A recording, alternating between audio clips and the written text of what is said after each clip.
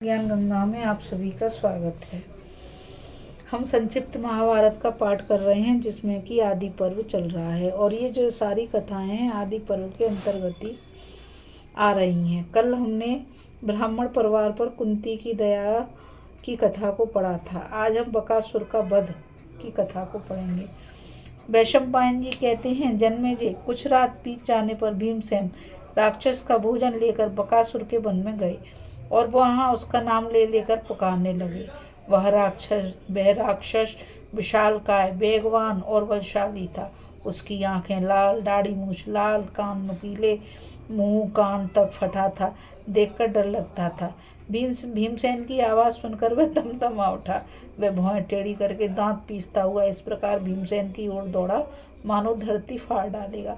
उसने वहां आकर देखा तो भीमसेन उसके भाग का अन्न खा रहे थे। वह क्रोध से आग बबूला हो आंखें फाड़कर बोला, अरे यह दुर्बुद्धि कौन है जो मेरे सामने ही मेरा अन्न निगलता जा रहा है?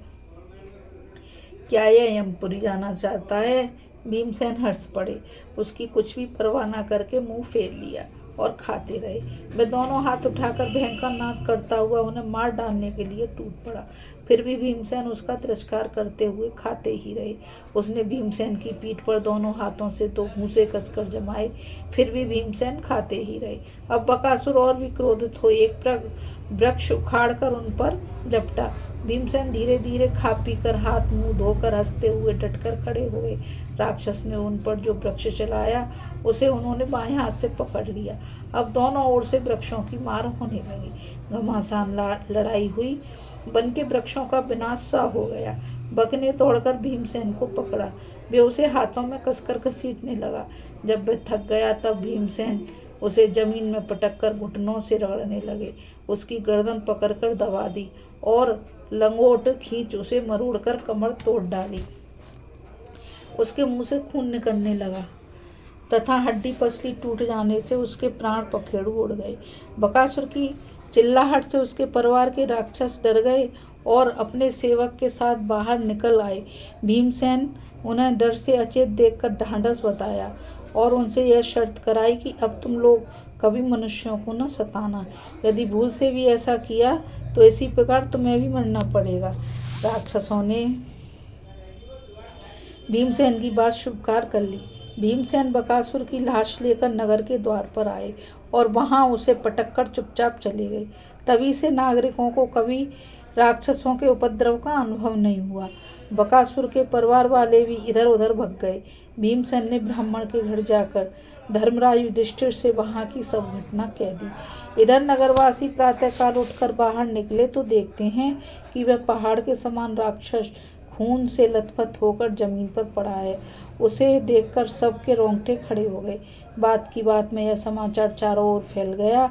हजारों नागरिक, जिनमें बच्चे, बूढ़े और स्त्रियां भी थी, उसे देखने के लिए आए। सबने यह अलौकिक कर्म देखकर आश्चर्य प्रकट किया और अपने अपने इष्ट देवता की पूजा की। लोगों ने पता लगाया कि आज किसकी बारी थी। फिर ब्राह्मण के पास जाकर पूछताछ की। ब्राह्मण ने यह घटना छुपाते हुए कहा, आज मेरी बारी थी, इसलिए मैं अपने परिवार के साथ रो रहा था। उसी समय किसी उदार चरित्र मंत्र सिद्ध ब्राह्मण ने आकर मेरे दुख का कारण पूछा और प्रसन्नतापूर्वक मुझे विश्वास दिलाकर बोला कि मैं उस राक्षस को अन्न पहुंचा दूंगा। तुम मेरे बारे में चिंता या वह मत करना। वे ही राक्षस का भोजन लेकर गए थे। अवश्य ही वह उन्हीं का काम है। सभी वर्ण के लोग इस घटना से प्रसन्न होकर ब्रह्मोत्सव मनाने लगे। पांडव भी यह आनंद उत्सव देखते हुए वहीं सुख से निवास करने लगे। अभी हमने बकासुर के वध की कथा को पढ़ा और अब आगे द्रौपदी के स्वयंवर का समाचार तथा धृष्टद्युम्न और द्रौपदी के जन्म की कथा को हम पढ़ेंगे।